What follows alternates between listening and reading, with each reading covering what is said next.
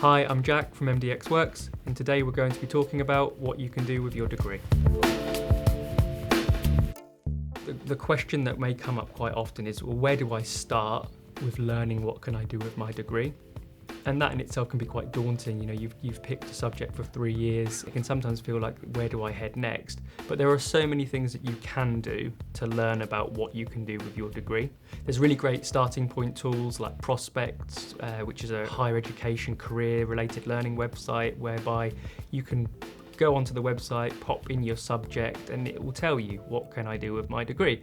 And you'll get a list of roles which relate to your degree directly. All of those roles are job profiles, so you can have a read through the profiles. It will tell you what the day-to-day looks like in terms of that job. It will tell you the skill set that you need to apply for such a job. It tells you things along the lines of qualification criteria, where can you go in the future with those sorts of roles. So much good, useful content, just as a bit of a starting point and a foundation to work from. I think the most important thing to know and understand is your degree is just a starting point. It's a huge asset in multiple sectors, across multiple job roles, and it really is just, the beginning of a long career and a long journey. Yes, I'm studying a degree at this moment in time, but actually it doesn't define me. It doesn't mean that the only route that I can take will be solely related to the degree that I study.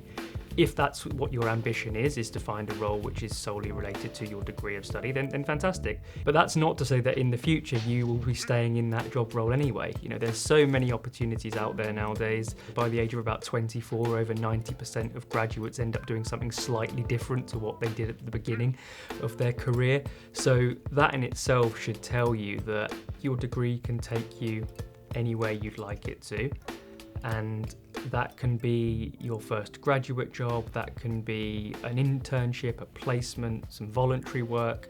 It could be further study as well. If you're thinking about what can I do with my degree, a degree is often the starting point for future study, whether that be a master's program, whether that be, potentially a PhD or a doctorate. If you are somebody who is going to need to go on to further study, then it's important to understand as early as possible what the qualification route is for a certain role. So learning what you can do with your degree will actually help you in that space, because if you see a role, for example, which actually requires you to undertake a master's, or a role that requires you to even complete a PhD or a doctorate, well, it would be very, very wise to know about that from the earliest part of the degree journey.